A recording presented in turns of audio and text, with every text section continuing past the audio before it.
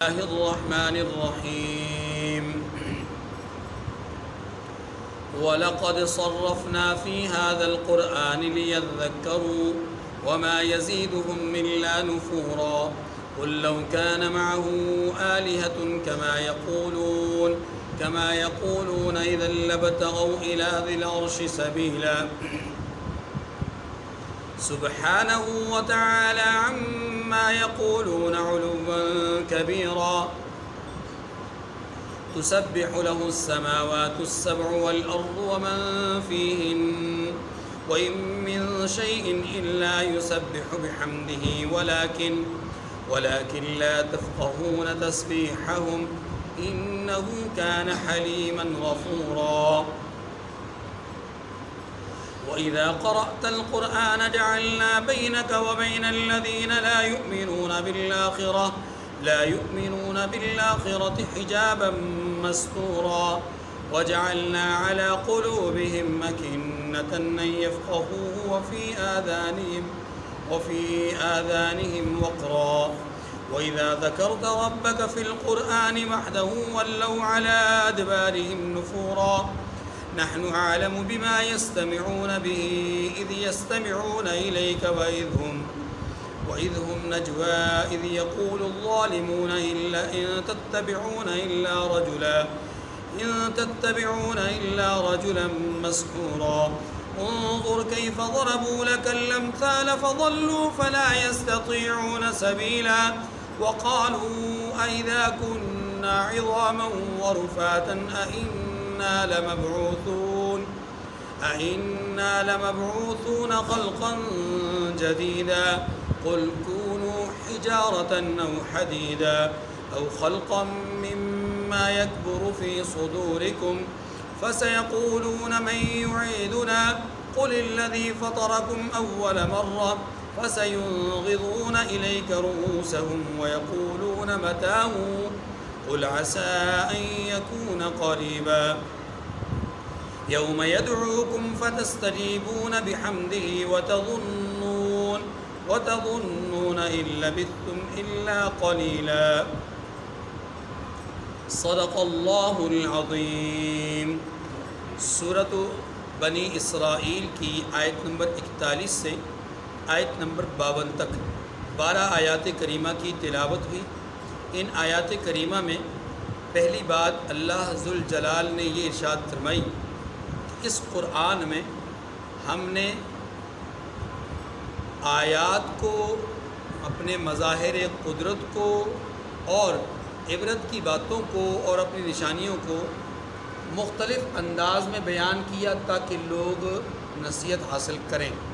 دوسری بات، رد شرک پر دو طرح سے استدلال کیا ہے یا دو طرح کی دلیل دی ہے، اور بڑی عجیب و غریب دلیل ہے۔ رد شرک پر دو طرح کی دلیلیں ہیں اور دونوں ہی عجیب و غریب ہیں۔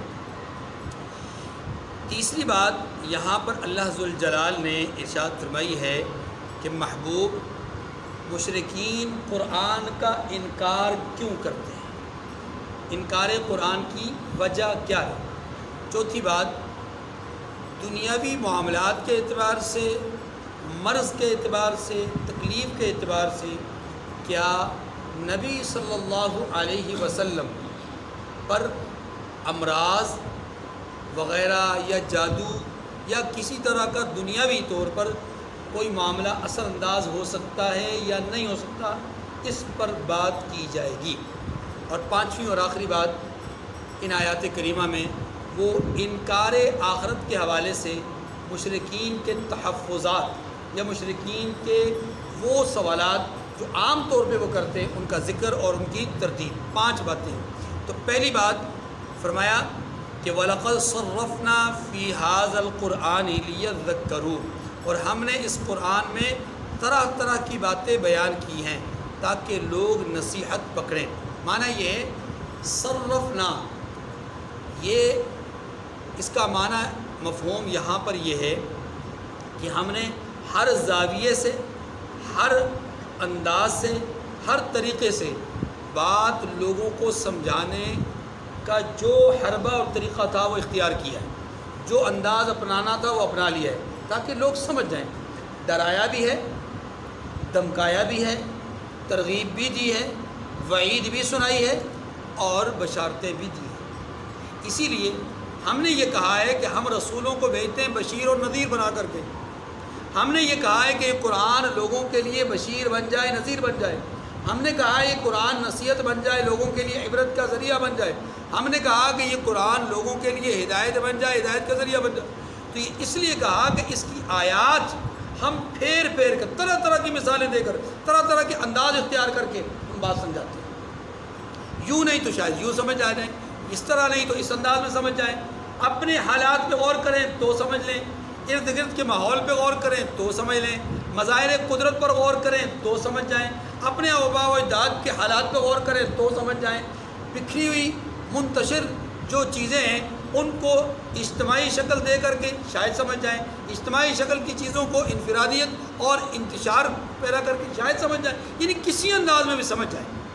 کہیں پر مثالیں دیں، کہیں پر قصے سنائے، کہیں پر جو ہے وہ عبرت کی باتیں کی، کہیں پر کوئی ایسی بات کی کہ جو دل پر ڈائریکٹ اثر انداز ہو۔ لیکن فرمایا جن کی قسمت میں ہدایت نہیں ہے وہ کسی طرح بھی اس کی بات کو قبول کرنے کے لیے تیار ہے۔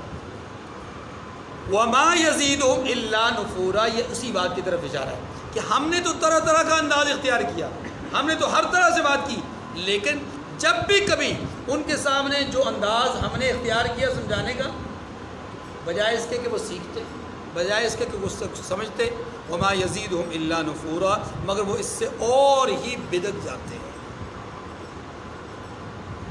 مطلب جب ان کے سامنے کوئی مثال آتی ہے، کوئی موعظت کی بات آتی ہے، یا نصیحت کی بات آتی ہے، یا پچھلوں کا کوئی قصہ آتا ہے، یا بتوں کی تردید کے حوالے سے بات آتی ہے، مظاہر قدرت پہ بات آتی ہے، تو یہ بجائے اس کے کہ اللہ کی قربت پہ نہ ہو، اپنی عاجزی پہ نہ ہو، اپنی عاجزی کے بجائے تکبر میں آتے ہیں اور اللہ کی قربت سے بہت کی طرف چلے جاتے ہیں، بدکنا شروع ہو جاتے ہیں اور بدکتے ہیں اور متنفر ہوتے ہیں۔ وما یزید الا نفورا، یعنی ان میں اضافہ نہیں ہوتا سوائے کس کے؟ نفرت کے، نفرت ہی پیدا ہوتی ہے۔ یہ کس کا کہا گیا؟ مشرکین کے بارے میں۔ اگلی بات، قل لو كان معه آلهة كما يقولون اذا لابتغوا الى ذي العرش سبيلا۔ یہ آیت اور اس کے بعد کی دو آیات، تین آیتیں مجموعی طور پر، یہ دوسری ہماری جو بات ہے رد شرک اس پر کی گئی ہے۔ دیکھیے یہاں انداز بڑا عجیب اور نرالا انداز اختیار کیا گیا ہے۔ پہلے ان کے ترجمے کو ہم پڑھیں گے، پھر میں آپ کو عرض کرتا ہوں۔ قل لو كان معه آلهة كما يقولون، فرما دیجئے کہ اگر اللہ کے ساتھ اور معبود ہوتے جیسا کہ یہ کہتے ہیں، اذا لابتغوا الى ذي العرش سبیلا، تو وہ ضرور مالک عرش کی طرف رستہ نکالتے۔ سبحانہ وتعالی عما یقولون علوا کبیرا، وہ پاک ہے اور جو کچھ یہ بکواس کرتے ہیں، جو کچھ یہ بات کرتے ہیں اس سے بہت عالی اور بلند ہے وہ اللہ، وہ پاک بھی ہے، بلند و بالا ہے۔ کس سے؟ ان کی باتوں سے۔ اگلی بات، تو یہ ایک دلیل ہو گئی۔ دوسری دلیل، تسبح له السماوات السبع والارض ومن فیہن، ساتوں آسمان اور زمین اور جو لوگ ان میں ہیں سب اسی کی تسبیح بیان کرتے ہیں۔ یہ جو تین آیات ہیں ان میں دو طرح کی دلیلیں ہیں، کس کے لیے؟ رد شرک کے لیے۔ ترجمے سے بہت زیادہ بات واضح نہیں ہے، اب سنیے۔ پہلی جو دلیل دی گئی ہے وہ یہ دی گئی ہے کہ مشرکین اللہ کے بارے میں تصور کیا رکھتے ہیں، ذرا پہلے یہ سمجھ لیجیے، پھر آپ کو یہ مثال سمجھ آئے گی۔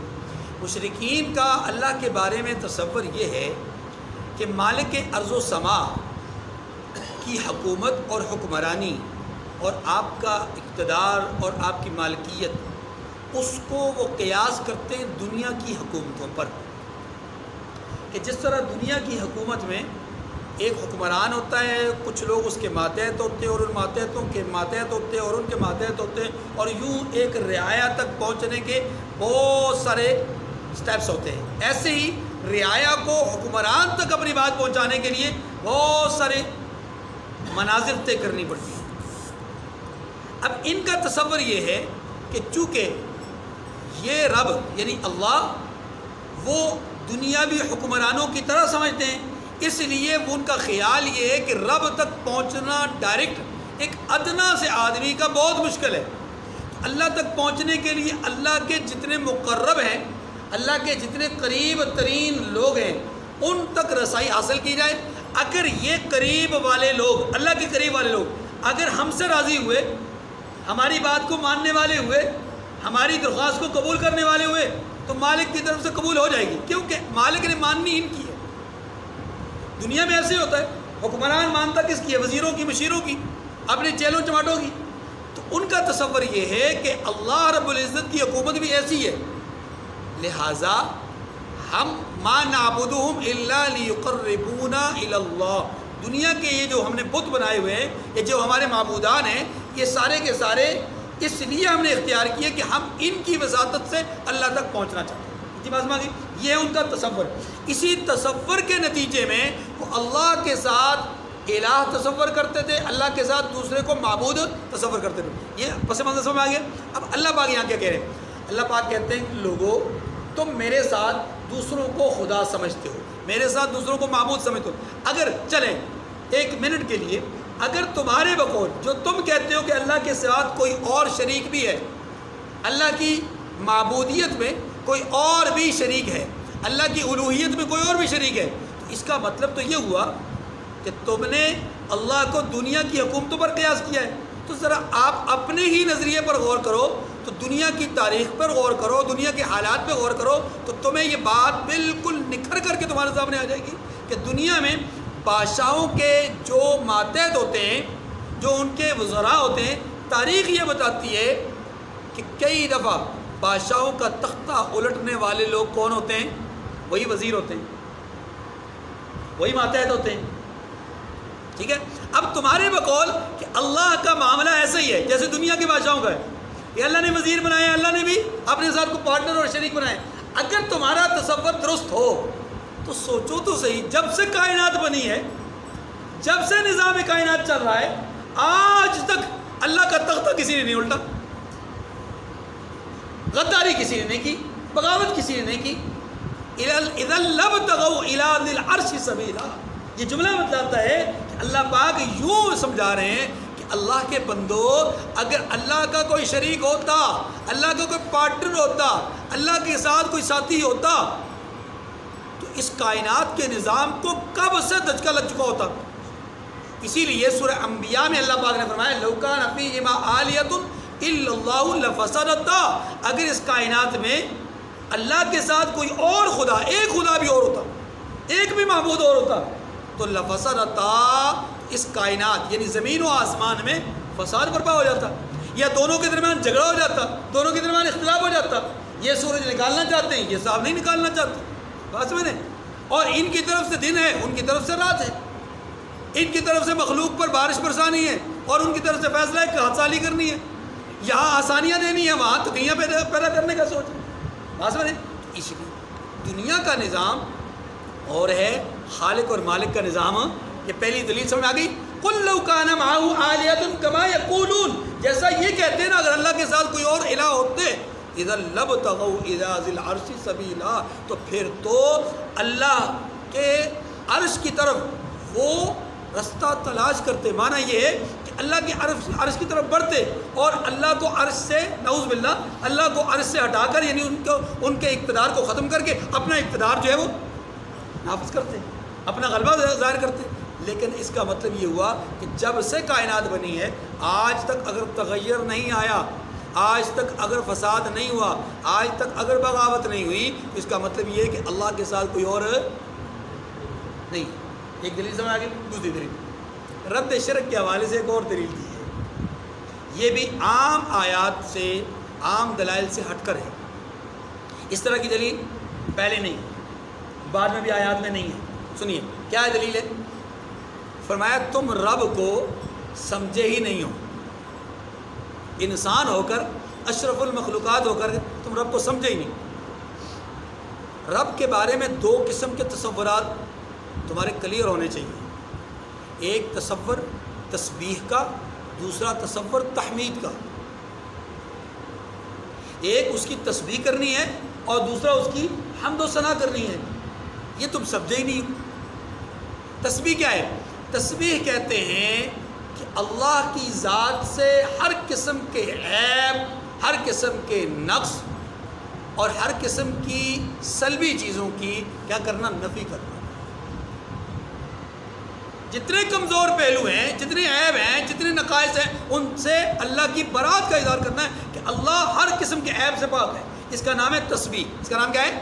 جب بندہ کہہ رہے ہیں نا سبحان اللہ، سبحان ربی العظیم، سبحان ربی الاعلی، سبحان اللہ وبحمدہ، جب بندہ کہتا ہے سبحان اللہ، اس کا مطلب یہ ہوتا ہے کہ وہ یہ عقیدہ رکھتا ہے، یہ سوچ رکھتا ہے، اس سوچ کا اظہار کرتا ہے کہ ہر قسم کے عیب سے، ہر قسم کے نقص سے، ہر قسم کی کمزوری سے اللہ پاک. اللہ، یہ ہے تسبیح. تحمید کیا ہے؟ تحمید یہ ہے کہ دنیا میں ہر قسم کی ستائش، ہر قسم کی حمد، ہر قسم کی تعریف، ہر قسم کی بزرگی، ہر قسم کی کبریائی، ہر قسم کی خوبی، وصف، وہ کس کے لیے ہے؟ اللہ کے لیے. اس کا نام ہے حمد. اس کا نام کیا ہے؟ التحیات للہ. ہر قسم کی قولی، فعلی، علمی، عملی، بدنی، مالی عبادت کس کے لیے؟ اللہ کے لیے. یہ جو تصور ہے، اس تصور کا نام تحمید ہے. تو اللہ بندوں کو کہہ رہے ہیں کہ میرے بندو، میں نے تمہیں اشرف المخلوقات بنایا، تمہیں افضل اور اعلیٰ بنایا، دوسری تمام مخلوقات سے برتر بنایا، اور تم میری حمد و ثنا کو نہیں سمجھ سکے، تم میری تسبیح کو نہیں سمجھ سکے، تم مجھے پہچان ہی نہیں سکے. تم سے تو پھر ذرا غور کرو تو وہ جمادات ٹھیک ہیں، وہ نباتات ٹھیک ہیں، وہ حشرات ٹھیک ہیں، وہ حجرات ٹھیک ہیں، وہ حیوانات ٹھیک ہیں کہ جو میری ہر وقت تسبیح کرتے ہیں، تحمید کرتے ہیں. اللہ اکبر. زمین و آسمان میں ہر چیز اللہ کی تسبیح بیان کرتی ہے. کیا معنی ہوا؟ معنی یہ ہوا کہ دیکھیے، الوہیت کا تصور اللہ کے علاوہ غیر کے لیے کرنا اس بات کی نشانی ہے کہ اللہ کمزور ہے اپنا نظام چلانے میں. اللہ کو ضرورت ہے کسی اور کی. یہ جو کمزوری کا عقیدہ اور نظریہ ہے نا، یہ تسبیح کے خلاف ہے. اور تمہاری عقل، تمہاری شعور، تمہاری فہم و فراست، تمہارا تدبر کہاں گیا کہ تم اتنا بھی نہیں سمجھتے کہ اللہ ہر قسم کے عیب سے پاک ہے. تم سے تو اچھے پتھر ہیں جو سمجھتے ہیں کہ اللہ ہر عیب سے پاک ہے. وہ خنزیر جسے اللہ نے، اللہ کے رسول نے نجس العین قرار دیا ہے، وہ بھی اللہ کی تسبیح بیان کرتا ہے. ہر چیز اللہ کی تسبیح بیان کرتا ہے، چاہے وہ تسبیح ہمیں سمجھ میں آئے یا نہ آئے، ہم سنیں یا نہ سنیں، ہم محسوس کریں یا نہ کریں، لیکن ہر چیز اللہ کی تسبیح بیان کرتی ہے. تو یہاں یہ بات بتا کر کے رد کیا گیا ہے شرک کا، کہ تم اللہ کے ساتھ غیر کو پوجتے ہو. اس پوجنے کا معنی یہ ہوا کہ تم اللہ کو کمزور سمجھتے ہو، حالانکہ اللہ ہر عیب سے، ہر نقص سے، ہر کمزوری سے پاک ہے. اس بات کا اظہار تم ہی نہیں، اگر تم نہیں کرتے تو نہ کرو، لیکن پوری کائنات کی ہر چیز کرتی ہے. اور ہر چیز کا اس بات کا اظہار کرنا، ہر چیز کی طرف سے اس بات کا اظہار کرنا کہ اللہ عیب سے پاک ہے، یہ اس بات کی دلیل ہے اللہ کے ساتھ کوئی شریک، کیونکہ شرکت طلب کرتی ہے احتیاج کو، ضرورت کو. اب اللہ کی تسبیح بیان کرتے دیکھیں ترجمہ کو. سبحانہ و تعالی عما یقولون علوا کبیرا، فرمایا وہ پاک ہے اور جو کچھ یہ بکواس کرتے ہیں اس سے بہت بلند ہے. تسبح له السماوات السبع والارض ومن فیہن، ساتوں آسمان اور زمین، ساتوں آسمان اور زمین اور جو لوگ ان میں ہیں سب اسی کی تسبیح کرتے ہیں. جو لوگ سے مراد جو کچھ اس میں، آسمانوں میں ستارے ہیں، چاند ہیں، سورج ہیں، اور فلکیات ہیں، اور جو ہے وہ سیارے ہیں، ستارے ہیں، ہر چیز اللہ کی تسبیح بیان کرتی ہے. یہ فضا میں اڑنے والے جو ذرات ہیں، ایک ایک ذرہ اللہ کی تسبیح بیان کرتا ہے. اب یہ تسبیح ہمیں سمجھ میں نہیں آتی، اس لیے قرآن نے کہا وَإِن مِّن شَيْءٍ إِلَّا يُسَبِّحُ بِحَمْدِهِ وَلَكِن لَّا تَفْقَهُونَ تَسْبِيحَهُمْ، اور کوئی چیز نہیں مگر اس کی تعریف کے ساتھ تسبیح کرتی ہے. لیکن تعریف کے تحمید کے ساتھ تسبیح کرتے ہیں۔ کیا معنی؟ معنی یہ کہ اللہ کو یہ تصور کرتے ہیں کہ اللہ ہر عیب سے پاک ہے، تسبیح کرتے ہیں، اور اللہ کے لیے ہر وصف تصور کرتے ہیں کہ اللہ کے لیے ہر خوبی اللہ کے لیے ہے، تحمید کے ساتھ تسبیح بیان کرتے ہیں۔ وَلَكِنْ لَا تَفْقَهُونَ تَسْبِيحَهُمْ، لیکن تم ان کی تسبیح کو نہیں سمجھتے۔ ذرا غور کیجئے اس جملے میں، اللہ پاک فرماتے ہیں تم نہیں سمجھتے۔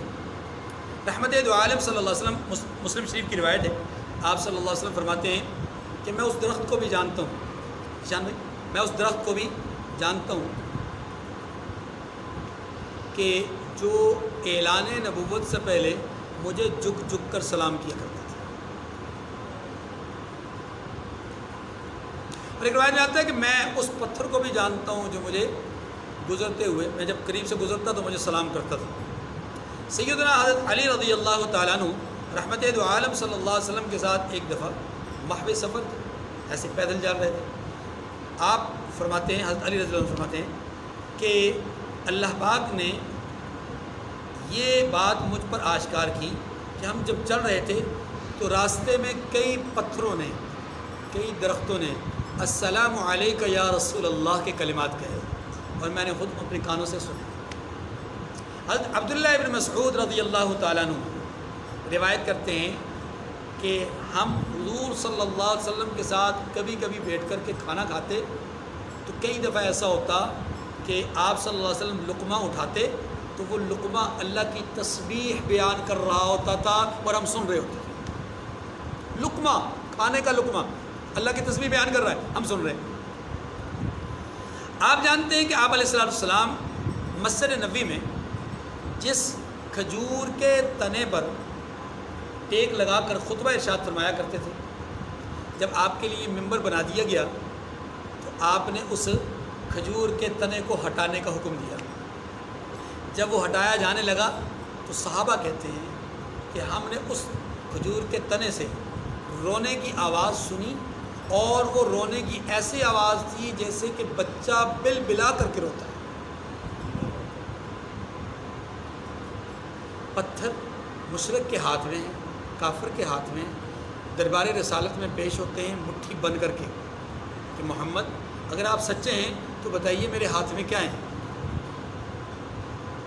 رسالت پناہ صلی اللہ علیہ وسلم ارشاد کیا فرماتے ہیں کہ میں بتلاؤں کہ تمہارے ہاتھ میں کیا ہے، یا تمہارے ہاتھ میں موجود کنکر بتائیں کہ میں کون ہوں؟ بتا بھی دیا، تمہارے ہاتھ میں موجود کنکر بتائیں کہ میں کون ہوں۔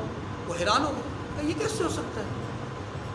ظاہر ان کی عقل و فہم سے ماورا بات تھی کہ پتھر بھی بولتے ہیں۔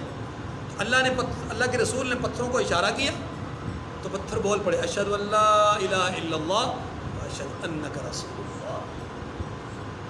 ہم گواہی دیتے ہیں کہ اللہ کے سوا کوئی معبود نہیں، اور ہم یہ بھی گواہی دیتے ہیں کہ آپ اللہ کے رسول ہیں۔ کافر گو لے کر آ رہا ہے، چھپائی ہوئی، اوپر کپڑا ڈالا ہوا ہے، محمد میری بغل کے نیچے کیا ہے؟ فرمایا میں بتاؤں کہ بغل کے نیچے کیا ہے، یا بغل کے نیچے موجود گو بتائے کہ میں کون ہوں؟ یہ کیا ہے؟ یہ معجزات اپنی جگہ پر، لیکن جو میں عرض کرنا چاہتا ہوں کیا ہے کہ پتھر بول رہے ہیں، پتھر بول رہے ہیں، درخت بول رہے ہیں، اپنا کیا کہتے ہیں، گو بول رہی ہے، اسی طریقے سے جھک جھک کر کے سلام کر رہے ہیں۔ معجزاتی طور پر آپ صلی اللہ علیہ وسلم نے ایسا بھی کیا کہ ایک شخص نے کہا کہ جی مجھے کوئی دلیل ایسی واضح طور پہ کوئی معجزہ دکھا دیجیے۔ آپ نے فرمایا وہ جاؤ سامنے درخت ہے، اسے جا کر کے میرا سلام کہو۔ اب یہ جب شخص گیا، کافر ہے، مومن نہیں ہے، یہ وہاں جاتا ہے، جا کر رسول خدا صلی اللہ علیہ وسلم کا سلام پیش کرتا ہے تو وہ درخت جھک جاتا ہے، اور جھک کر کے خوشی کے مارے جھومنا شروع ہو جاتا ہے، اور پھر وعلیکم السلام کہتا ہے، یعنی وعلیکم السلام اللہ کے نبی صلی اللہ علیہ وسلم کے لیے کہتا ہے۔ اور وہ کافر خود دیکھتا ہے کہ وہ جو درخت ہے وہ ہل رہا ہے، صرف ہل نہیں رہا، مطلب ایسے نہیں بلکہ اپنی جگہ سے ہل رہا ہے۔ اس کو یقین ہو گیا کہ یہ واقعی انہونے معاملات یہ عام انسان کے نہیں ہو سکتے، اس لیے وہ کلمہ پڑھ لیتا ہے۔ ایسے ایک نہیں، دو نہیں، بیسیوں سینکڑوں واقعات موجود ہیں کہ جہاں پر یہ سارے معاملات ہو رہے ہیں۔ قرآن پاک نے سورہ بقرہ میں کیا کہا ثم قست قلوبكم من بعد ذلك فهي كالحجارة أو أشد قسوة وإن من الحجارة لما يتفجر منه الأنهار وإن منها لما يشقق فيخرج منه الماء وإن منها لما يهبط من خشية الله. ارے تمہارے دلوں سے زیادہ، تمہارے دل تو پتھر دل ہو گئے، بلکہ پتھروں سے بھی زیادہ سخت ہو گئے، کیونکہ پتھر تو وہ ہیں کہ جو خوف خدا کی وجہ سے لڑک جاتے ہیں، خوف خدا کی وجہ سے پھٹ جاتے ہیں، خوف خدا کی وجہ سے ان میں سے چشمے جاری ہو جاتے ہیں، اور تمہارے دلوں پر تو اثر ہی کوئی نہیں ہو رہا. ہر طرح کے ہم نے دلائل دے دیے، ہر طرح کی بات سمجھا دی. بات سمجھا رہی، یہ دلیل ہے اس بات کی. اللہ پاک یہ بیان فرما رہے ہیں کہ ہر چیز اللہ کی تسبیح بیان کرتی ہے، ہر چیز اللہ کی پاکی بیان کرتی ہے. تو تم اگر نہیں سمجھ پاتے تو یہ تمہاری اپنی فہم کا اور تمہاری سمجھ کا قصور ہے. اللہ کے ساتھ کوئی شریک اگر شریک ہوتا تو ہر چیز اللہ کی تسبیح بیان نہ کرتی. اگر اللہ کے ساتھ کوئی شریک ہوتا تو آگے بڑھ کر کے اللہ کے اقتدار کو ختم کر دیتا. لیکن جب یہ دونوں چیزیں اپنی اپنی جگہ پر دیکھ لیں، آپ کے گیس جا رہی ہیں، تو آپ کو اس عقیدے کو چھوڑ دینا چاہیے. انہو کان حلیما غفورا، یہ جملہ بڑا کمال ہے. پورے پیچھے جو مضمون گزرا ہے نا اس کے حوالے سے فرمایا انہو کان حلیما غفورا، بے شک وہ بردبار معاف کرنے والا ہے. کیا مطلب؟ تمہارے اس عقیدے اور نظریے کے تحت ہونا تو یہ چاہیے کہ تمہیں زمین بوس کر دیا جائے، ہونا تو یہ چاہیے تم پر پتھر برسا دیے جائیں، ہونا تو یہ چاہیے کہ تم جیسے ہی برائی کرو تمہاری زبان کو گدی سے کھینچ دیا جائے، ہونا تو یہ چاہیے تمہارے ٹکڑے ٹکڑے کر دیے جائیں. لیکن وہ بردبار ہے، موقع دیتا ہے، وہ حلم والا ہے، اور ساتھ ہی امید بھی قائم کر دی کہ اس کے حلم کے نتیجے میں اگر تم سمجھ جاؤ اور اس کی طرف متوجہ ہو جاؤ تو وہ پچھلوں کو معاف بھی کرنے والا ہے، پچھلی غلطیوں کو کوتاہیوں کو. ایسا نہیں ہے کہ آج بردباری سے کام لے رہا ہے اور تم معافی مانگ لو اور تو کل پھر بھی تمہیں پکڑ لے، پچھلی بات تمہیں پچھلا قصور یاد کروا دے. نہیں، یہ تمہارے انسانوں کا کام ہے. معاف کرنے کے باوجود پھر کبھی بات لگتی نہیں جی اس نے تو فلاں موقع پہ ایسے کیا، بھائی ایک دفعہ معاف کر دیا اللہ کے بندے چھوڑ دو. اللہ کا معاملہ ایسا نہیں. اللہ ایک دفعہ گناہ مٹا دیتے ہیں پھر اس گناہ کا تذکرہ. اللہ اکبر، کتنا حلیم، کتنا کریم مالک ہے. وَإِذَا قَرَأْتَ الْقُرْآنَ جَعَلْنَا بَيْنَكَ وَبَيْنَ الَّذِينَ لَا يُؤْمِنُونَ بِالْآخِرَةِ حِجَابًا مَسْتُورًا. یہاں تیسری بات ہے. تیسری بات کیا ہے؟ پہلے اس عنوان کو سمجھ لیں. تیسری بات تھی اللہ اپنے حبیب سے فرما رہا ہے کہ محبوب کافر قرآن کا انکار کیوں کرتے ہیں، قرآن کا انکار کافر کیوں کرتے ہیں. اس کی وجہ بیان کی، فرمایا اس کی وجہ یہ کہ یہ لوگ آخرت پر یقین نہیں رکھتے، آخرت کے منکر ہیں، آخرت کے انکار کی وجہ سے قرآن کا انکار کر رہے ہیں. اگر ان کا ذرہ بھی آخرت کے حوالے سے یقین پیدا ہو جائے تو یہ قرآن پاک کو حق اور سچ مان لیں اور اعتراف بھی کر لیں. اس لیے فرمایا وَإِذَا قَرَأْتَ الْقُرْآنَ جَعَلْنَا بَيْنَكَ وَبَيْنَ الَّذِينَ لَا يُؤْمِنُونَ بِالْآخِرَةِ حِجَابًا مَسْتُورًا. اور جب آپ قرآن پڑھا کرتے ہیں تو ہم آپ میں اور ان لوگوں میں جو آخرت پر ایمان نہیں رکھتے حجاب پر حجاب کر دیتے، یعنی پردوں پر پردے ڈال دیتے. اب بظاہر تو یہ نسبت اللہ کی طرف ہے کہ اللہ ایسا کر رہے ہیں، یعنی ان کو کافر کون رہنے دے رہا ہے؟ اللہ. ان کو ہدایت کی طرف آنے ہی نہیں دے رہا. اس کا معنی تو یہ پردہ اللہ نے ڈال دیا، اب وہ ہدایت کی طرف آ ہی نہیں سکتے. جواب اس کا یہ کہ یہ ان کی ضد اور عناد کی وجہ سے، ان کی ہردرمی کی وجہ سے پردہ ڈال دیا، ورنہ ابتدائی طور پر تو ہدی للعالمین، قرآن تو ہدایت کا ذریعہ ہے. جب کسی نے ہدایت لینے سے انکار کر دیا، ضد اور عناد اور ہردرمی کا مظاہرہ کیا، تو پھر اللہ نے پردہ بھی ڈال دیا. آپ بھی تو ایسے کرتے ہیں، ٹھیک ہے نا، نیچرل بات ہے، آپ بھی تو ایسے کرتے ہیں. آپ کا کسی کے ساتھ اگر معاملہ پڑوس کا ہے یا مشارکت کا ہے یا مزاربت کا ہے، اس طرح کا ہے، تو آپ اگر وہاں کوئی کمی کوتاہی دیکھتے ہیں تو اس کو سمجھاتے ہیں، 1 دفعہ 2 دفعہ 3 دفعہ مختلف طریقے ہر میں استعمال کرتے ہیں. جب کچھ بھی نہیں بن پاتا تو پھر آپ کیا کرتے ہیں؟ حائل کھڑی کر دیتے ہیں، رکاوٹ کھڑی کر دیتے ہیں. اب یہ جو کہنے کو تو رکاوٹ آپ نے کھڑی کی، لیکن بھیا یہ رکاوٹ کھڑی کیوں کی ہے یہ بھی تو دیکھیے نا. اسباب کیا تھے؟ اسباب یہ تھے کہ ان کی ضد، ان کا عناد، ان کی ہردرمی اور عناد یہ نتیجہ بنی اس حائل اور رکاوٹ. بھائی بھائی کے درمیان 2 لوگ ایک جگہ رہتے ہیں، ایک چار دیواری میں رہتے ہیں، لیکن جب عناد اور ہردرمی اور ضد اور لڑائی جھگڑا، بات ایک دوسرے کی نہ ماننا، ایک دوسرے کے ساتھ معاملات میں شریک نہ ہونا، ایک دوسرے کے قریب قربت سے بہت کی طرف چلے جانا، یہ پھر نتیجہ بنتا ہے کس کا؟ درمیان میں ایک دیوار کھڑی کرنے کا. پھر درمیان میں ایک دیوار کھڑی ہو جاتی ہے، پھر بچے الگ ہو جاتے ہیں، عورتیں الگ ہو جاتی ہیں، بھائی الگ ہو جاتے ہیں۔ تو اللہ کی طرف جو نسبت ہے کہ اللہ فرماتے ہیں کہ ہم ان کے درمیان اور آپ کے درمیان حائل کھڑی کر دیتے ہیں، رکاوٹ کھڑی کر دیتے ہیں، پردہ ڈال دیتے ہیں، تو قطعاً اس کا یہ مطلب نہیں کہ ابتدائی طور پہ ایسا ہوتا ہے، بلکہ اس کا مطلب یہ ہے کہ ہم ابتدائی طور پہ اسباب مہیا کرتے ہیں، توفیق دیتے ہیں، پھر وہ توفیق کو رد کر دیتے ہیں، توفیق کا انکار کرتے ہیں، تو ہم پھر ان کے اس انکار کے نتیجے میں حائل کھڑی کر دیتے ہیں کہ لو اب تمہارے لیے توفیق بھی بند ہو گئی، اب تمہارے لیے توفیق بھی، اور یہ سب سے بڑا عذاب ہے اس دنیا کے اندر اللہ کی طرف سے۔ وَجَعَلْنَا عَلَىٰ قُلُوبِهِمْ أَكِنَّةً أَن يَفْقَهُوهُ وَفِي آذَانِهِمْ وَقْرًا، یہ ہے وہ پردے فرمایا، اور ان کے دلوں پر پردہ ڈال دیتے ہیں اسے سمجھ نہ سکیں، اور ان کے کانوں میں ثقل یعنی بوجھ پیدا کر دیتے ہیں۔ وَإِذَا ذَكَرْتَ رَبَّكَ فِي الْقُرْآنِ وَحْدَهُ وَلَّوْا عَلَىٰ أَدْبَارِهِمْ نُفُورًا، اور جب آپ قرآن میں اپنے پروردگار کا اکیلے ذکر کرتے ہیں، یعنی جب قرآن پاک کی وہ آیات پڑھتے ہیں جس میں اللہ کا ذکر ہوتا ہے، وَإِذَا ذُكِرَ اللَّهُ وَحْدَهُ اشْمَأَزَّتْ قُلُوبُ الَّذِينَ لَا يُؤْمِنُونَ بِالْآخِرَةِ، کہ جب اکیلے اللہ کا ذکر ہوتا ہے تو ان کے چہروں پر ناگواری کے اثرات نمایاں ہو جاتے ہیں۔ یہاں پر بھی یہی کہا کہ جب آپ اللہ کا ذکر اکیلے اللہ کا ذکر کرتے ہیں قرآن پاک کے اندر، وَلَّوْا عَلَىٰ أَدْبَارِهِمْ نُفُورًا، تو وہ بدک کر نفرت کے ساتھ انکار کرنے کی صورت میں پیٹھ پھیر کر چل دیتے ہیں، یعنی کھڑے نہیں ہوتے۔ لیکن اگر آپ اللہ کے ساتھ غیر کا ذکر کریں یا اللہ کے علاوہ کسی اور کا ذکر کریں، اللہ کے علاوہ جو معبودان باطلہ کا ذکر کریں، تو پھر خوشی خوشی سنیں۔ آیت نمبر 46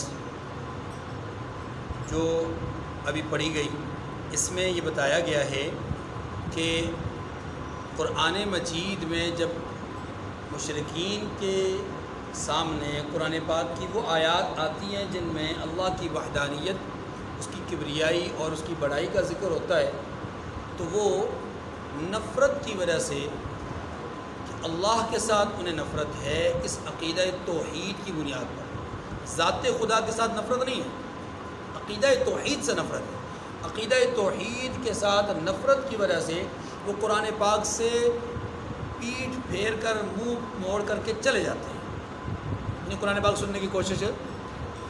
یہ بات بیان کر کے اب اگلی آیت کریمہ میں اللہ تبارک و تعالیٰ نے ان کے رویے کو مزید آشکار کیا ہے، فرمایا نحن اعلم بما يستمعون به اذ يستمعون اليك واذ هم نجوى اذ يقول الظالمون ان تتبعون الا رجلا مسحورا، یہ لوگ جب آپ کی طرف کان لگاتے ہیں تو جس نیت سے یہ سنتے ہیں ہم اسے خوب جانتے ہیں، اور جب یہ سرگوشیاں کرتے ہیں یعنی جب ظالم کہتے ہیں کہ تم تو ایک ایسے شخص کی پیروی کرتے ہو جس پر جادو کیا گیا ہے، انظر کیف ضربوا لك الامثال فضلوا فلا يستطيعون سبیلا، دیکھیے انہوں نے کس کس طرح کی آپ کے بارے میں باتیں بنائی ہیں، اس سے یہ گمراہ ہو رہے ہیں اور رستہ نہیں پا سکتے۔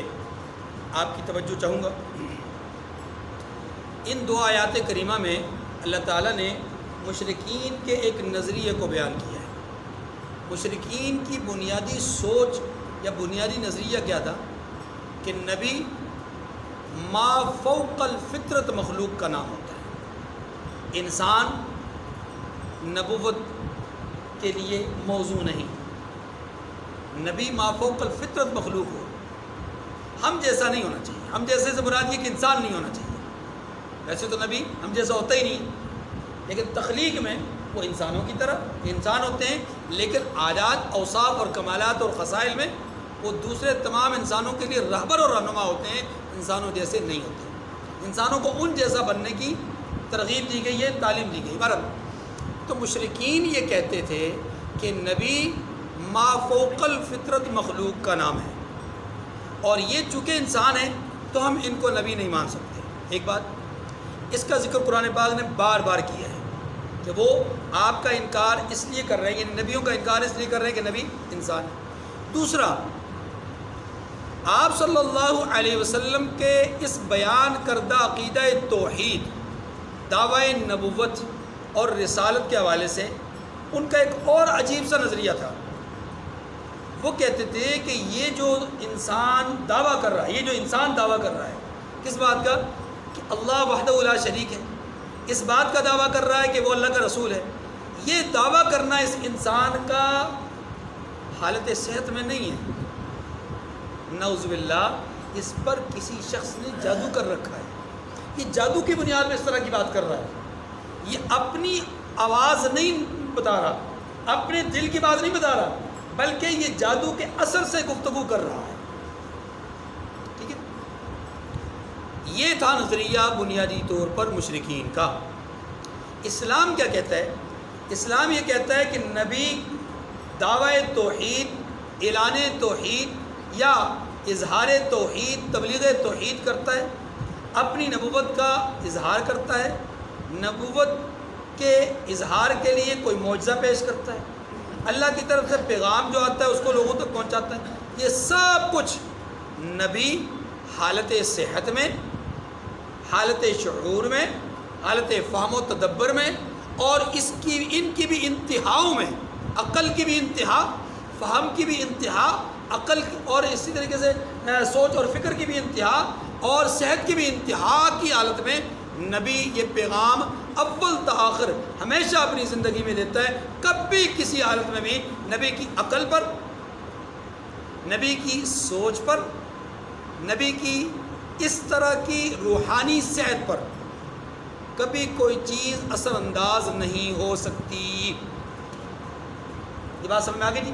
اب آئیے ایک مسئلہ سمجھ لیجئے اس زمن میں۔ مسئلہ یہ ہے کہ کیا رسول خدا صلی اللہ علیہ وسلم پر یا کسی اور نبی پر جادو ہو سکتا ہے؟ یہ ایک سوال ہے۔ قرآن مجید نے ایک موقع پر فرعون کا ایک قول نقل کیا ہے کہ فرعون نے موسیٰ علیہ السلام کے بارے میں کہا انی لاظنک یا موسیٰ مسحورا، اے موسیٰ میں آپ کو جادو زدہ پاتا ہوں۔ جادو زدہ کا مطلب وہی وہ شخص جس پر جادو کیا گیا۔ ایسی ہی بات حضرت صالح علیہ السلام سے ان کی پوری قوم نے کہی۔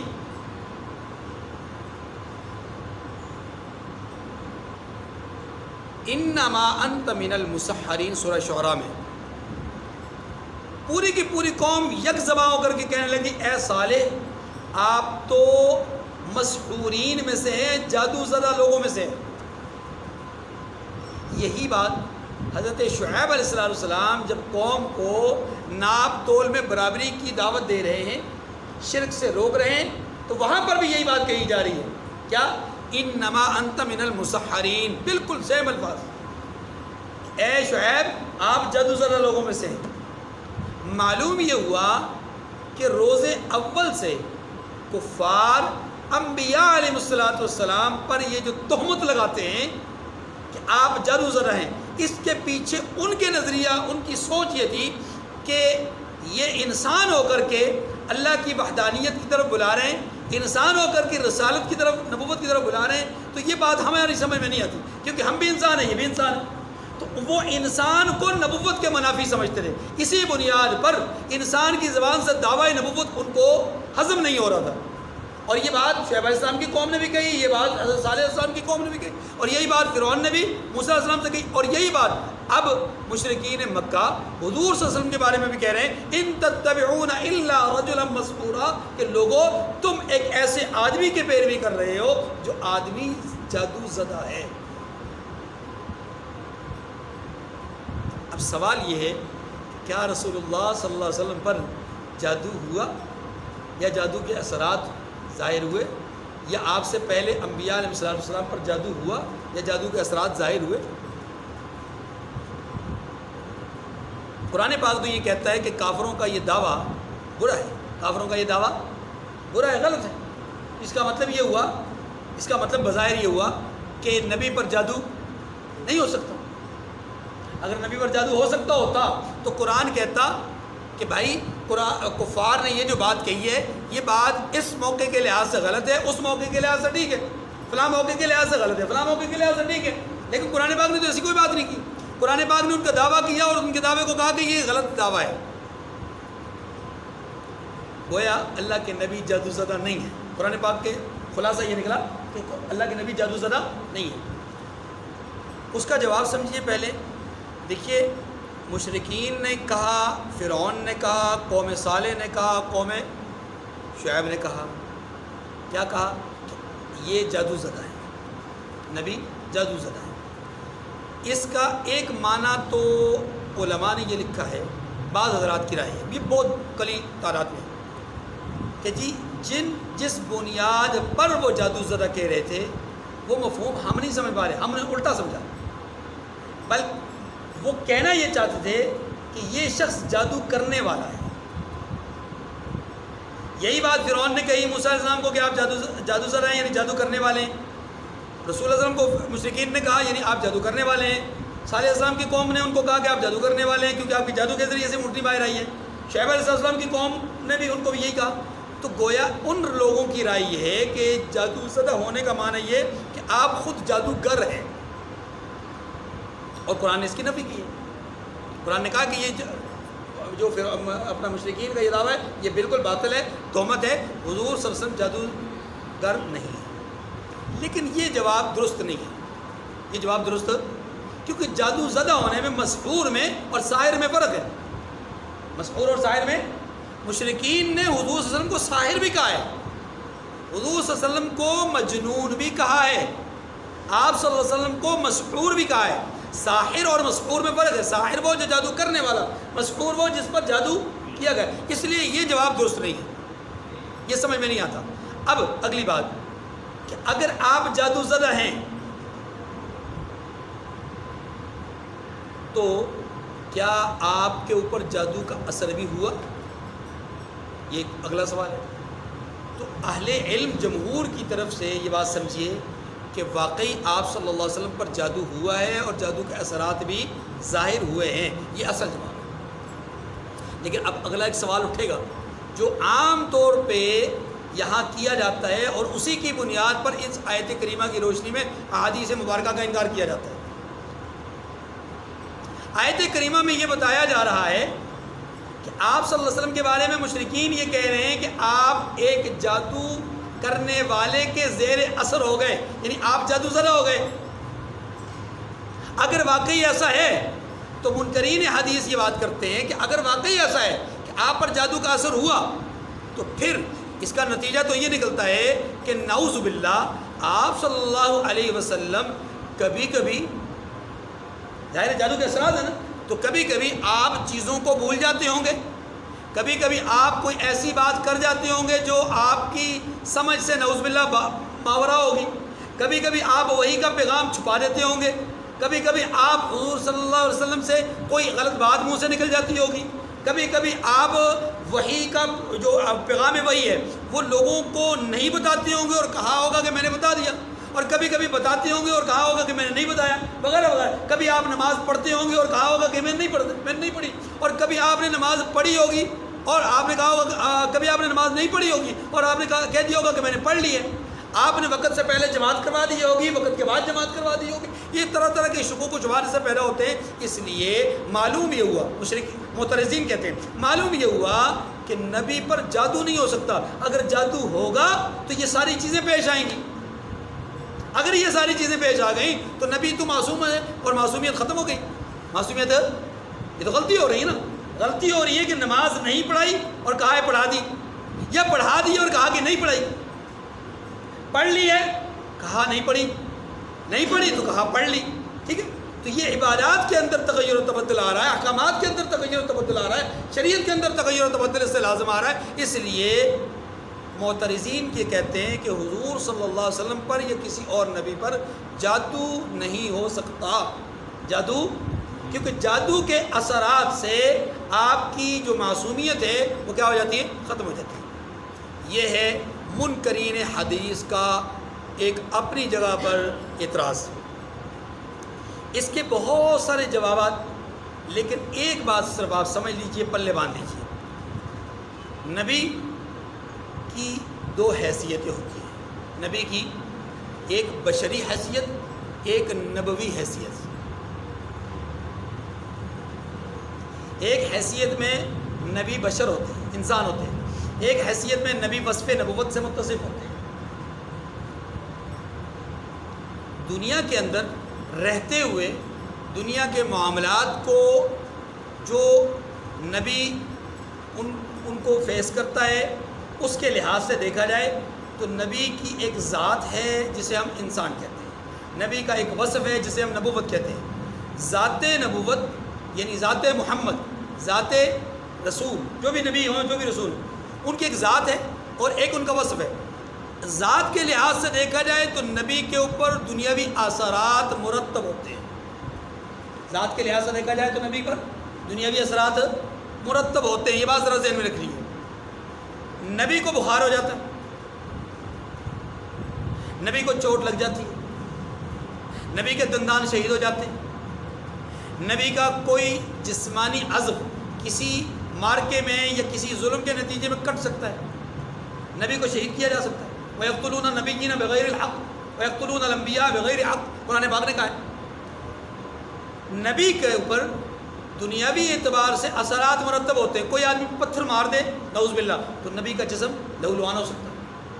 کوئی آدمی نبی کے اوپر کوئی چیز پھینک دے، اوجری وغیرہ پھینک دے یا کوئی کانٹے وغیرہ پھینک دے، اس سے نبی کا جسم متاثر ہوتا ہے۔ نبی کے جسم پر اگر کوئی آدمی گندگی یا کوئی غلاظت یا کوئی چیز ایسی کوئی اپنا نجس چیز اگر نبی کی طرف پھینکتا ہے، وہ نبی کے اوپر اگر جا کر لگتی ہے تو اثر مرتب ہوتا ہے۔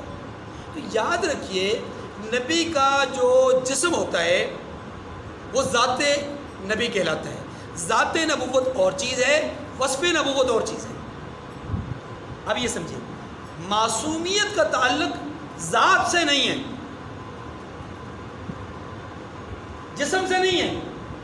معصومیت کا تعلق جسم سے نہیں ہے، معصومیت کا تعلق عمل سے، اور عمل وصف ہوتا ہے۔ عمل کیا ہوتا ہے؟ جسم جو ہے اللہ تبارک و تعالیٰ نے پیدا کیا ہے، اس میں تغیر و تبدل، اس میں اختیار کسی کا نہیں ہے۔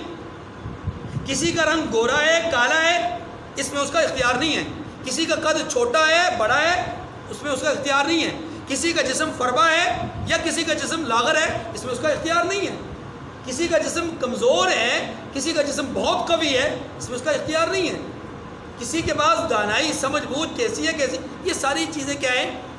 وہ یہ جو جسم ہے، جسم اور چیز ہے، دانائی، عقل، فہم، علم، وصف، عمل، یہ اور چیز ہے۔ اب یہ سمجھیے کہ بشریت کے لحاظ سے دیکھا جائے تو نبی کے اوپر دنیاوی اثرات مرتب ہوتے ہیں۔ رسالت کے لحاظ سے دیکھا جائے تو نبی کے اوپر دنیاوی اثرات مرتب نہیں ہو سکتے۔ رسالت کے اوپر دنیاوی اثرات مرتب۔ اب جب آپ یہ نقطہ سمجھ گئے تو اب سمجھیے، رسول خدا صلی اللہ علیہ وسلم کے بارے میں بخاری شریف کی روایت ہے، اماں جی عائشہ رضی اللہ تعالی عنہا سے مروی ہے، اور مسند احمد کی بھی روایت ہے، اور ابن ماجہ میں بھی روایت موجود ہے، مسلم میں بھی موجود ہے، اور بھی کئی محدثین نے اس روایت کو نقل کیا ہے۔ روایت کیا ہے اس کا خلاصہ عرض کرتا ہوں۔ رسول خدا صلی اللہ علیہ وسلم مدینہ منورہ میں تھے۔ ایک روز آپ گڑ گڑا کر کے دعا مانگ رہے تھے، اور پھر کچھ دیر کے بعد آپ کے چہرہ انور پر کافی بشاشت آئی، حالانکہ کافی دنوں سے آپ کا چہرہ انور مغموم تھا، پریشان تھا۔ اب کی بار آپ صلی اللہ علیہ وسلم خوش ہوئے، اور پھر فرمایا، عائشہ رضی اللہ عنہ کہتی ہیں کہ مجھے اللہ کے نبی صلی اللہ علیہ وسلم نے فرمایا، اے عائشہ، جو چیز میں رب سے مانگ رہا تھا نا، رب نے مجھ پر عیاں کر دی ہے، ظاہر کر دی ہے۔ مانگ کیا رہے تھے کہ پروردگار میرے جسم میں کچھ نقاہت ہے، یہ میں عرض کر رہا ہوں، میرے بات سمجھو، حدیث کا ایسا نہیں ہے۔ پروردگار میرے جسم میں نقاہت ہے، کسی کام کو کرنا چاہتا ہوں دنیاوی اعتبار سے تو کر نہیں پاتا، دنیاوی اعتبار سے کسی کام کے لیے آگے بڑھنا چاہتا ہوں تو تھکا جسم لگتا ہے، دنیاوی اعتبار سے کوئی کام کرنا چاہتا ہوں تو جسم کے اوپر بوجھ محسوس ہوتا ہے۔ لیکن اس پورے دورانیے میں ایک بھی نماز میں تغیر و تبدل نہیں ہوا۔ اس پورے دورانیے میں آپ کی گفتگو انفرادی طور پر، اجتماعی طور پر کوئی ایسی ظاہر نہیں ہوئی کہ جس میں کچھ الفاظ کا تغیر و تبدل ہوا ہو، کچھ الفاظ کا آگا پیچھا ہو، سننے والوں کو ایسا لگا ہو کہ نعوذ باللہ یہ کوئی ایسی بات کی جا رہی ہے جو بغیر سوچے سمجھے، میں کوئی ایسا لفظ نہیں استعمال کرنا چاہتا کہ جو ادب اور احترام کے خلاف ہو. میں یہ کہہ رہا ہوں کہ کوئی ایسی بات سننے والوں کو نہیں لگی کہ جس میں ایسا لگ رہا ہو کہ بغیر سوچے سمجھے کہی جا رہی ہے. ایسی کوئی چیز سننے والوں کو نہیں لگی، نہ گھر والوں کو لگی، نہ مسجد میں آنے والوں کو لگی، نہ وفود کو آ کر کے لگی. یہ دورانیہ تقریباً 5 سے 6 مہینے کا ہے. 5-6 مہینے تک آپ پریشان حال رہے، لیکن آپ کی یہ ساری پریشانی دنیاوی اعتبار سے تھی. ٹھیک ہے جی. اور دنیاوی اعتبار سے اس قدر پریشانی، لیکن دینی اعتبار سے دیکھا جائے تو کوئی کسی قسم کی پریشانی ظاہر نہیں ہوئی. تو وہ جو بات میں نے کہی ہے کہ نبی کا جو ایک جسم ہوتا ہے، نبی کا ایک وصف ہوتا ہے، جسم کے لحاظ سے نبی پر جادو کا اثر ہو سکتا ہے، لیکن وصف نبوت کے لحاظ سے نبوت پر، رسالت پر جادو کا اثر نہیں ہو سکتا. یہ بات سمجھ آ گئی. دنیاوی چیز میں نے کہا تھا، دنیاوی اثرات جسم پر مرتب ہو سکتے ہیں، وصف پر مرتب. اب آئیے اس بات کی طرف جو اللہ کے رسول نے اللہ سے مانگی اور اللہ تبارک و تعالیٰ نے وہ اللہ اپنے حبیب پر ظاہر فرما دی. اور وہ بات کیا تھی؟ آپ صلی اللہ علیہ وسلم نے فرمایا کہ اللہ تعالیٰ نے مجھ پر یہ بات ظاہر کر دی ہے کہ لبید اعصم نے اور اس کی بیوی اور اس کی بچیوں نے مجھ پر جادو کیا ہے. اور کن چیزوں میں جادو کیا ہے؟ اس میں آپ صلی اللہ علیہ وسلم کے کنگھی مبارک کے دندان تھے. نمبر 2، آپ کے منہ مبارک تھے، آپ کے بال مبارک تھے. اور اسی طریقے سے کھجور کے گودے میں سے ایک حصہ، ان ساری چیزوں کو جمع کر کے ان ساری چیزوں پر جادو کیا گیا. اسی طریقے سے موم یہ موم بتی ہوتی ہے، موم کے ایک حصے پر بھی اس کے اندر جادو، اور اس کے اندر یہ رکھ کر کے سب جادو کیا گیا. اسی طریقے سے ایک ڈوری اور اس کے اندر 11 گرے لگائی گئی اور ان کے ذریعے سے جادو کیا گیا. اب یہ جادو کیا لبید اعصم نے، جو کہ یہودی تھا، اور اس کی بیوی نے اور اس کی بچیوں نے. آپ جانتے ہیں کہ یہود نسل در نسل یہ جادوگری میں بڑی مہارت رکھتے ہیں. آج بھی پوری دنیا میں بہترین جادوگر، یعنی اپنے فن کے لحاظ سے، اپنے جو بھی سلسلہ ہے اس کے لحاظ سے سب سے اچھے جادوگر، یعنی زیادہ باکمال جادوگر وہ یہودیوں میں پائے جاتے ہیں. مشہور ہیں بنگالی، لیکن بنگالی اس قدر معتبر جادوگر نہیں ہے جس قدر کے معتبر جادوگر. شعبدہ بازی اور چیز ہوتی ہے، جادو اور چیز ہوتی ہے. اچھا، شعبدہ بازی میں آنکھوں کا دھوکہ ہوتا ہے. یہ آنکھوں کا دھوکہ نہیں، اس کے حقیقت اثرات مرتب ہوتے ہیں. جادو اور جادو حقیقت ہے.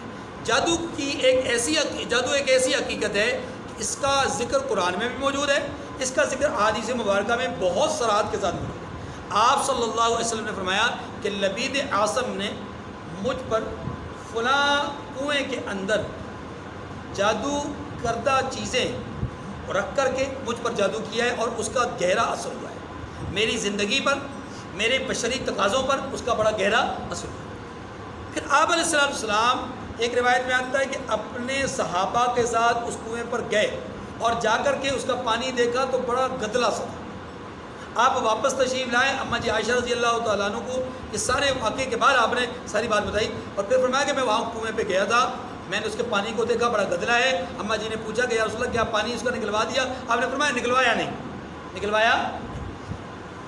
اب یہ بات ذرا سمجھ لیجئے کہ اس جادو زدہ سامان کو نکالنے کے لیے دوسری روایت یہ ہے کہ آپ صلی اللہ علیہ وسلم نے علی المرتضیٰ رضی اللہ تعالیٰ عنہ کو اور 1-2 اور شخصیات کو بھیجا کہ جاؤ جا کر کے اس پانی کو نکالو. پانی نکال کر کے اس کے نیچے بالکل تہ میں ایک پتھر کی سل ہے، بڑا پتھر ہے، اس پتھر کے نیچے یہ ساری چیزیں رکھی ہوئی ہیں. جب انہوں نے پانی نکالا، پانی نکال کر کے اس پتھر کو دیکھا کہ وہاں پتھر موجود ہے، پتھر کو اٹھایا تو نیچے اسی طرح کی موم اور آپ منہ مبارک اور اسی طریقے سے آپ کی کنگھی مبارک کے دندان، اور اسی طریقے سے آپ علیہ السلام کے حوالے سے وہ جو ایک ڈوری تھی جس پر 11 گرے ڈالی تھی، وہ سب کچھ موجود تھا. نکالا گیا، لایا گیا. آپ علیہ السلام کی آپ علیہ السلام کے پاس جبرائیل امین حاضر ہو چکے تھے پہلے ہی، اور انہوں نے آ کر ہی سارا کچھ بتایا تھا، اور انہوں نے سورہ فلق اور سورۃ الناس وحی کے طور پر لے کر آئے تھے اور پیغام دیا تھا کہ محبوب آپ اس میں سے ان صورتوں میں سے ایک ایک آیت پڑھتے جائیں گے، وہ گرہ کھولتے جائیں گے، آپ کے اوپر سے یہ جو جادو کا اثر ہے وہ ہٹتا جائے گا۔ چنانچہ آپ علیہ السلام نے مجموعی طور پر فلق اور ناس میں دونوں میں 11 آیتیں ہیں، اور ان میں سے ہر آیت کو آپ نے پڑھا، گرہ کو کھولا، اور جیسے جیسے آپ آیت پڑھتے گئے، گرہ کھولتے گئے، آپ کے وجود اقدس میں بشاشت، نشاط، چستی اور یہ دنیاوی اعتبار سے وہ جو جسمانی تھکاوٹ تھی وہ تھکاوٹ دور ہوتی گئی، یہاں تک کہ جب 11 کی 11 گرہ کھل گئی اور آیات کریمہ کی تلاوت مکمل ہو گئی، تو آپ علیہ السلام کے جسم اقدس کے اوپر وہ جو بوجھ تھا وہ بوجھ کیا ہو گیا؟ اب تمام محدثین نے اس بات پر اتفاق کیا ہے، جمہور علماء نے اس بات پر اتفاق کیا ہے، اس میں دیوبندی، اس میں بریلوی، اس میں اہل حدیث، تمام موجودہ دور میں سنی جو اہل علم ہیں ان سب کا اس بات پر اتفاق ہے کہ حضور صلی اللہ علیہ وسلم پر لبید کی طرف سے جو جادو ہوا اس کے اثرات آپ کے جسم پر ظاہر بھی ہوئے، لیکن آپ کے وصف پر ظاہر نہیں ہوئے۔ اب جب آپ کو یہ بات سمجھ میں آ گئی تو جو لوگ یہ سمجھتے ہیں کہ جادو نبی پر نہیں ہو سکتا، کیونکہ نبی پر اگر جادو ہوگا تو اس سے وصف نبوت پر اعتراض پیدا ہوتا ہے، آپ کی جو معصومیت ہے اس پر اعتراض پیدا ہوتا ہے۔ ہم جواب دیتے ہیں کہ بھائی معصومیت کا تعلق تو آپ کی نبوت سے ہے، معصومیت کا تعلق آپ کے جسم سے نہیں ہے، تو یہ اثرات مرتب ہو رہے ہیں جسم پر۔ ہم یہ کہہ رہے ہیں کہ ہمارا بھی اتفاق ہے کہ آپ کی نبوت پر، آپ کے وصف نبوت پر، آپ کے اعمال نبوت پر، آپ کے پیغام نبوت پر، آپ کے کردار نبوت پر ذرا برابر کوئی آنچ نہیں آ سکتی۔ کیوں؟ اس لیے کہ جادو کا اثر وہاں ہوتا ہی نہیں ہے۔ اب کوئی سوال کر سکتا ہے کہ میاں جی آپ نے اتنی ساری تبدیل کر دی ہے، یہ کیسے ممکن ہے کہ ایک آدمی کے اوپر تو اثر اس کے اقوال، اس کے افعال، اس کی عقل، اس کی فہم، اس کی سوچ، اس کے نظریے پر ہو، اور دوسرا آدمی وہ بھی انسان ہے اس کی عقل پر اثر نہ ہو، اس کی نظریے پر اثر نہ ہو؟ یعنی نبی کے عقل پر اثر نہیں ہوتا نا، نبی کی سوچ پر اثر نہیں ہوتا، ہاں نبی کے جسم پر اثر ہوتا ہے، یہی بات کہی ہے۔ اب کوئی سوال کر سکتا ہے کہ جناب نبی بھی تو انسان ہے، ان کی عقل پہ اثر کیوں نہیں ہوتا، ان کے نظریے پہ اثر کیوں نہیں ہوتا؟ تو یہ کیسے ہو سکتا ہے کہ جادو ہو، یہاں کا اثر کچھ کرے وہاں اثر کچھ کرے؟ تو میں جواب دوں گا کہ جناب نمرود نے آگ جلائی تھی، آپ بھی آگ جلاتے ہو، آپ کی آگ انسان کو جلاتی ہے، نمرود کی آگ انسان کو نہیں جلا سکی، وجہ بتائیے نا، یہ کیا ہے؟ آگ تو وہی ہے، بلکہ اس کا شعلہ اس سے زیادہ بڑھ کر تھا۔ اچھا دریا چل رہا ہے، پانی بہہ رہا ہے، وہ کسی کے کہنے سے رکتا نہیں ہے، ایک لشکر ہے اسی دریا سے گزر رہا ہے، دوسرا لشکر ہے اسی دریا میں پہنچتا ہے غرق ہو جاتا ہے، ایک کو بچا لیا جاتا ہے، دوسرے کو غرق کر دیا جاتا ہے، یہ کیا ہے؟ چھری ہے، بہت تیز ہے، بہت تیز ہے، جسم نازک ہے، دودھ پیتا بچہ ہے، یا انتہائی کم عمری میں بچہ ہے، جیسا کہ کہا جاتا ہے 7-8 سال کا بچہ۔ اب اگر اتنی کم عمر ہے بچے کی، اور اس کی رگ پر، اس کی گردن پر چھری پھیری جا رہی ہے، اور چھری اس کے اوپر ذرہ برابر اثر نہیں کرتی، حالانکہ وہی چھری جب وہی شخص، وہی نبی، وہی رسول جب ایک پتھر پر رگڑتے ہیں تو پتھر پر لکیر پڑ جاتی ہے، لیکن جسم نازک پر اس کی خراش بھی نہیں آتی۔ یہ کیا مسئلہ ہے؟ معلوم یہ ہوا کہ فیصلہ تو رب کا ہے، وہ چاہے تو آگ میں اثر ڈال دے، چاہے تو آگ سے اثر نکال دے، چاہے تو پانی کے اندر سے طغیانی کو ختم کر دے، روک دے، بند باندھ دے، اور چاہے تو اسی پانی کو روا کر دے، چاہے تو اسی چھری سے پتھر کے اندر لکیر ڈال دے، اور چاہے تو اسی چھری سے جسم نازک کو بچا لے۔ ٹھیک ہے، جب اللہ کی قوت اور طاقت ہے، اس کا اعتراف آپ کو بھی ہے، تو پھر جناب اس جادو کا اثر اگر جسم ایک کے جسم پر ہوتا ہے، دوسرے کی عقل پہ ہوتا ہے، اس سے کون سی بعید قیاس بات ہے؟ 100% ممکن ہے۔ جو رب اس جادو میں یہ اثر ڈالتا ہے کہ جسم پر اثر کرے یا عقل پر اثر کرے، وہ رب اس بات پہ بھی قدرت رکھتا ہے کہ وہ ایک ہی عمل کے ذریعے سے ایک وصف اٹھا لے، ایک وصف اس کے اندر رہنے دے، یعنی جسم پر اثر کرے لیکن اعمال پر اثر نہ کرے، جسم پر اثر کرے لیکن وصف پر اثر نہ کرے۔ یہ ممکن ہے، 100% ممکن ہے۔ تو اللہ تبارک و تعالیٰ نے اپنے حبیب صلی اللہ علیہ وسلم کے جسم اطہر پر جادو ہونے دیا اور اس کے اثرات بھی مرتب کیے، لیکن آپ کے وصف نبوت پر کوئی کسی قسم کا اثر مرتب نہیں ہوا. یہی جمہور کی رائے ہے, یہی جمہور کی, یعنی دیوبندی, بریلوی, اہل حدیث سب کی رائے یہی ہے. ہاں اس کا انکار کرنے والے کون ہیں؟ نمبر 1 معتزلہ. پرانے زمانے میں احادیث کی سرسری طور پر جانچ پڑتال کرنے والے, بہت ساری حدیث کا انکار کرنے والے اور خود ساختہ عقائد اور نظریات رکھنے والے. نمبر 2 موجودہ دور میں, اس پچھلی صدی میں اگر دیکھا جائے تو پرویزیت جو انکار حدیث کا ایک بہت بڑا فتنہ ہے, وہ آج کے اس دور میں بہت سارے لوگ غامدی وغیرہ کی صورت میں وہ بھی ان آیات کریمہ کو اور احادیث مبارکہ کو آپس میں کمپیئر کرتے ہوئے احادیث مبارکہ کو قرآن پاک کے تضاد میں لا کر کے ایک بات لوگوں کے دل میں بٹھانا چاہتے ہیں کہ بھئی دیکھو یہ حدیث قرآن کے مخالف ہے, اس حدیث میں قرآن کے اگینسٹ بات آئی ہے.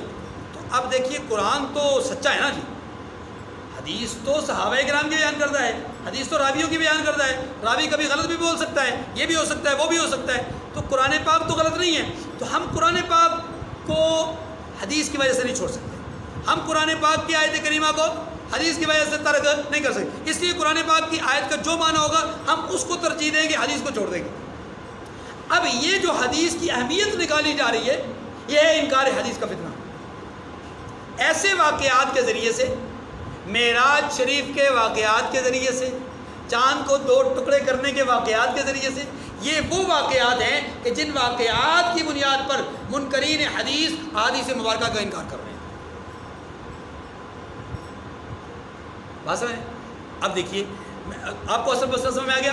خلاصہ اس کا یہ ہوا کہ نبی صلی اللہ علیہ وسلم کے متعلق یہاں پر مشرکین کا نظریہ بیان کیا گیا کہ مشرکین مسلمانوں کو یہ کہتے ہیں کہ تم تو ایک جادو زدہ شخص کی پیروی کر رہے ہو. اس سے یہ نتیجہ نکلتا ہے, یعنی ایک عام آدمی پڑھنے والا یہ کہتا ہے, اس سے یہ نتیجہ نکلتا ہے کہ آپ صلی اللہ علیہ وسلم پر جادو نہیں ہو سکتا. اگر جادو ہو سکتا ہوتا اللہ تعالیٰ مشرکین کے اس نظریے کو برا نہ کہتے, مشرکین کے اس نظریے کو غلط نہ کہتے. حالانکہ یہ نظریہ اگر غلط ہے, اگر یہ نظریہ غلط ہے تو پھر اس کا مطلب ہے کہ حضور پر جادو نہیں ہوا, اور اگر حضور پر جادو ہوا ہے تو پھر یہ نظریہ غلط نہیں ہے, پھر تو جادو زدہ ہیں آپ.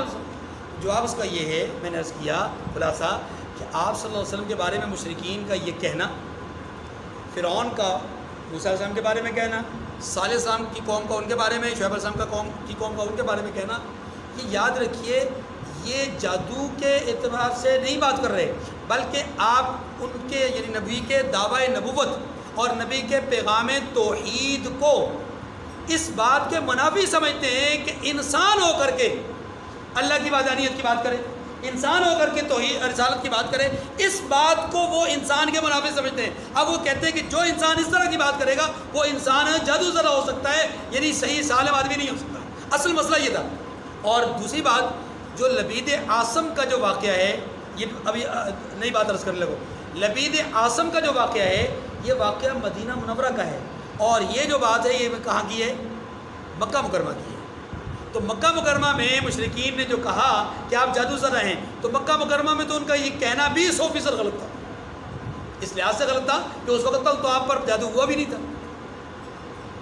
یہ بات تو تب ہوتی نا جب درست ہوتی, یا ان کا نظریہ تب درست ہوتا کہ جناب جب یہ واقعے کے بعد ہوتا, لیکن واقعہ بعد میں ہوا, یہ پہلے ہوا, لہذا اس بات کی کوئی اہمیت نہیں. اور دوسری بات یہ ہے, میں نے عرض کیا کہ یہ اصل میں توحید اور رسالت کے دعوے کو بشری تقاضے کے خلاف سمجھتے ہیں, اس لیے اس بنیاد پہ انہوں نے کہا کہ یہ جادو زدہ ہے, خلاف معمول بات کر رہا ہے. ٹھیک ہے, انظر کیف ضربوا لک الامثال فضلوا فلا يستطيعون سبیلا.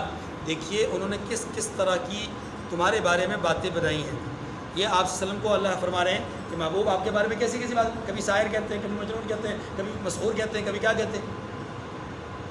لیکن فرمایا فضلوا, یہ گمراہ ہے, فلا يستطيعون سبیلا, یہ راستہ نہیں پا سکتے.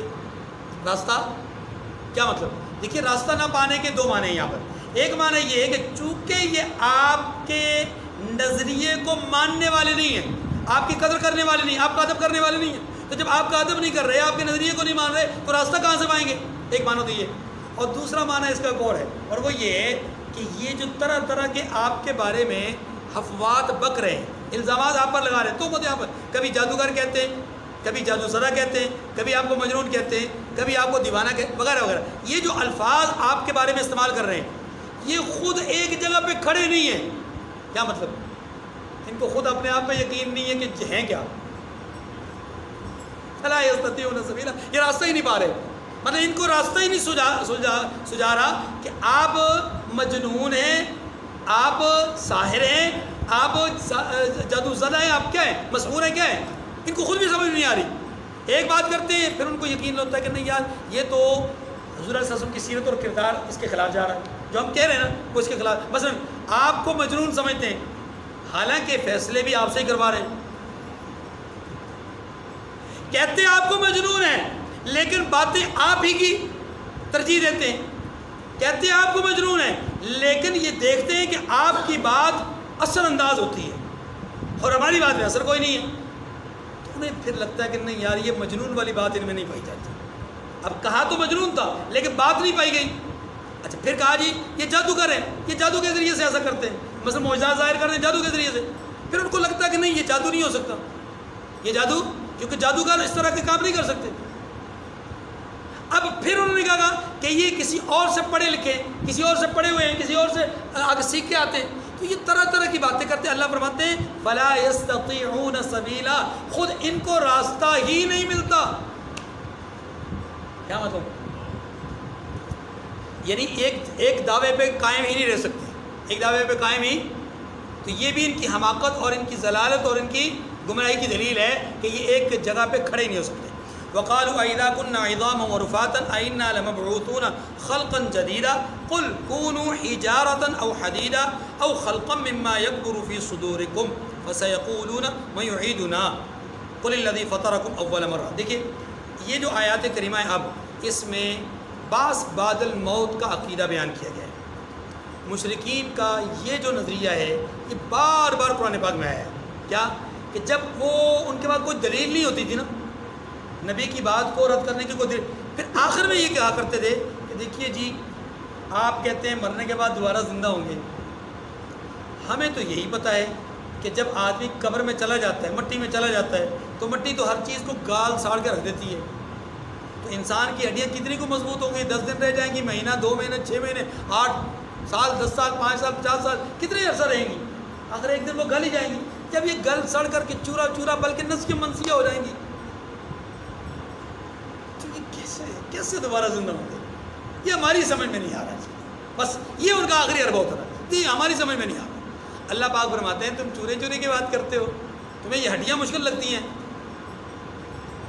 اگر تمہاری قوت اور طاقت میں یہ بات موجود ہے کہ تم کچھ بن سکتے ہو، خود کو کچھ بنا سکتے ہو، تو ایسا کرو اپنی ہڈیوں کو یہ ہڈیاں نہ رہنے دو، ان کو لوہے کی بنا لو، مضبوط لوہے کی بنا لو. ہاں جی مضبوط لوہے کی، تب بھی ہم ان کو گالیں گے، ساڑیں گے، ختم کریں گے اور پھر ان کو دوبارہ سے بنائیں گے. مطلب یہ ہمارے لیے وہ بنانا مشکل ہے. دیکھیے اور کہتے ہیں کہ جب ہم مر کر بوسیدہ ہڈیاں اور چور چور ہو جائیں گے تو کیا اثر نو پیدا ہو کر اٹھیں گے؟ کہہ دیجئے خواہ تم پتھر ہو جاؤ یا لوہا یا کوئی اور چیز جو تمہارے نزدیک پتھر اور لوہے سے بھی زیادہ سخت ہو، تمہاری سوچ کے مطابق جو سخت سے سخت ترین چیز ہے نا وہ بن جاؤ. اللہ اکبر. پھر بھی ہم اٹھائیں گے، تمہیں دوبارہ پیدا کریں گے، تمہیں دوبارہ جوڑیں گے، ہمارے لیے کوئی مشکل کام نہیں ہے. اچھا جب ان کو یہ بات کہی جاتی ہے نا کہ ہر صورت میں اٹھایا جائے گا، پھر کہتے ہیں فَسَيَقُولُونَ مَن يُعِيدُنَا. اچھا یہ بتلائیے کہ ہمیں دوبارہ زندہ کون کرے گا، کون ہمیں دوبارہ زندگی دے گا؟ تو آپ فرما دیجیے الَّذِي فَطَرَكُمْ أَوَّلَ مَرَّةٍ، وہی جس نے تمہیں پہلی بار پیدا کیا ہے. فَسَيُنْغِضُونَ إِلَيْكَ رُؤُوسَهُمْ وَيَقُولُونَ مَتَىٰ. اب اگلا سوال پہ سوال کر رہے ہیں. دیکھیے تو تعجب سے تمہارے آگے سر ہلائیں گے اور پوچھیں گے کہ ایسا کب ہوگا. دیکھیے یہ ہوتا کیا ہے، اس کو ذرا اس منظر کو سمجھیے. بعض اوقات انسان کسی کے سامنے مختلف سوالات کرتا ہے اور سوالات کے جواب پانے کے بعد اس کو کسی سوال کے جواب میں تعجب ہوتا ہے تو وہ تعجب کو اپنے الفاظ میں بھی ظاہر کرتا ہے لیکن اس سے زیادہ اپنی جو جسمانی حیثیت ہے، جسمانی جو ساخت ہے یا حالت ہے، اس سے بھی اس کو ظاہر کرتا ہے۔ کیسے؟ کب؟ یعنی ایسے سر ہلا کب ہوگا؟ یہ جو سر ہلا کر کے پوچھنا ہے، یعنی بات تو زبان سے بھی پوچھی جا رہی ہے، لیکن سر ہلا کر کے پوچھنے کا مطلب یہ انتہائی تعجب میں ہے، انتہائی زیادہ تعجب میں۔ جیسے آپ کسی کی کوئی بات سن کر حیران ہوتے ہیں، آپ کا فیس امپریشن، آپ کی جو ظاہری حالت ہے وہ بتاتی ہے کہ جناب آپ کو اس بات پہ بڑا تعجب ہو۔ تو ان کے اظہار تعجب کو قرآن پاک نے بیان کیا ہے کہ جب آپ یہ کہتے ہیں کہ اللہ ہی تمہیں پیدا کرے گا، جس نے تمہیں پہلے پیدا کیا ہے وہی تمہیں دوبارہ اٹھائے گا اور تمہیں ہر صورت میں اٹھایا جائے گا، ہڈیاں بوسیدہ ہو جائیں، گل سڑ کر چور چور ہو جائے، پھر بھی اٹھایا جائے گا، تو پھر تعجب کر کے کب متا ہوا، یہ واقعہ کب ہوگا، کب تک متوقع ہے؟ ٹھیک ہے، قل عسى يكون قریبا، کہہ دیجئے امید ہے کہ جلد ہوگا، لیکن یوم یدعوکم فتستجیبون بحمدہ وتظنون ان لبثتم الا قلیلا، جس دن وہ تمہیں پکارے گا تو تم اس کی تعریف کے ساتھ جواب دو گے۔ یہ قیامت کا نقشہ ہے، فرمایا جس دن اللہ تمہیں پکارے گا کیسے؟ یعنی نفخ سور ثانی جب ہوگا، دوسری دفعہ جب سور پھونکا جائے گا، تم دوڑے چلے جاؤ گے میدان معاشر کی طرف، دوڑے چلے جاؤ گے، اور اس وقت تم اللہ کی حمد و ثنا کر رہے ہوگے، اللہ کی تعریفیں کر رہے ہوگے، لیکن اس وقت کی تعریفیں قابل قبول ہے۔ وَتَظُنُّونَ إِن لَبِثْتُمْ إِلَّا قَلِيلًا، اور تم یہ بھی خیال کرو گے اس دن کہ تم دنیا میں بہت کم مدت رہے ہو۔ وآخر الدعوانا ان الحمد للہ رب العالمین۔